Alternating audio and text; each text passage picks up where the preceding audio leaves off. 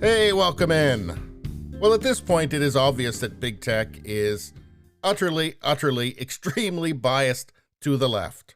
And organizations like GoFundMe have just become activist organizations. Here's the headline. GoFundMe closes Freedom Convoy Fundraiser after reports from police. It was over $10 million, by the way.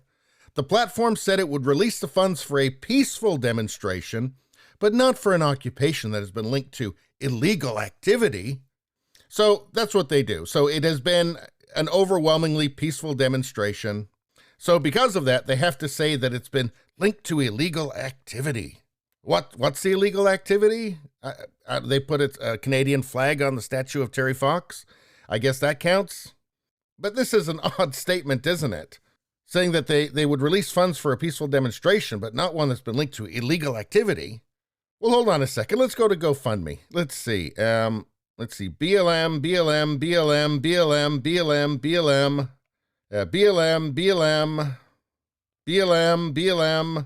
So there's lots of BLM stuff there. But BLM hasn't been linked to any illegal activity, have they? Well, let's find out. But we want to get the facts straight. So let's go to a fact check, a PolitiFact fact check. So let's see. They're fact-checking. Black Lives Matter injures 1,000 police officers, kills 36 people, and does $8 billion in damage. And PolitiFact's ruling on this is false, so I guess nothing happened during the BLM riots. So let's see. Let's get a bit more detail on this. Officers injured. The New York Post reported on January 8th, citing the U.S. Justice Department, that more than 700, well, it was only 700 law enforcement officers that were injured on the job.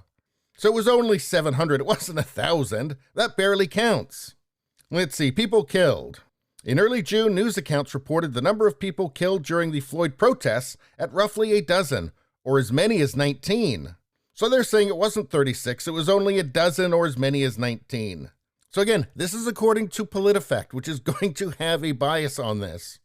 But even with this fact check being false, where it's only 700 police officers that were injured and then people killed was only a dozen or as many as 19.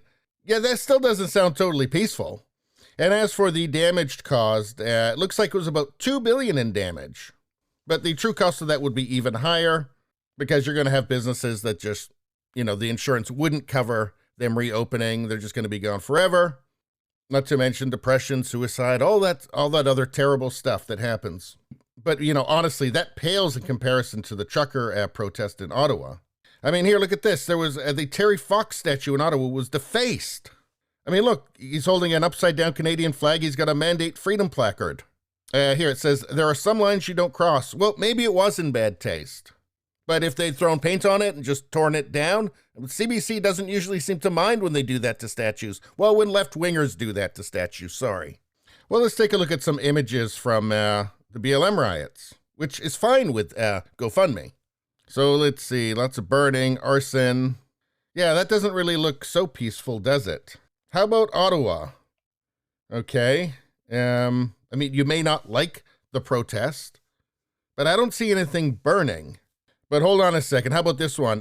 Trucker convoy. Ottawa police seek to identify woman after National War Memorial desecrated. Well, here's the Ottawa police Twitter feed. National War Memorial investigation.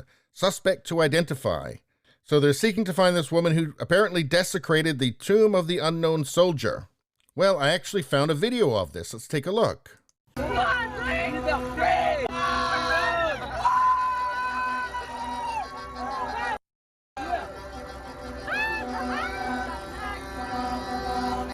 So let me get this straight. A woman standing there shouting freedom, and that's desecrating the tomb of the unknown soldier. Okay. So one of these things isn't like the other. One of them is obviously linked to illegal activity. I mean, just obviously, extreme illegal activity. Hundreds of police officers attacked and injured, people killed, billions of dollars in damages. And it ain't the Freedom Convoy. That's not the trucker protest.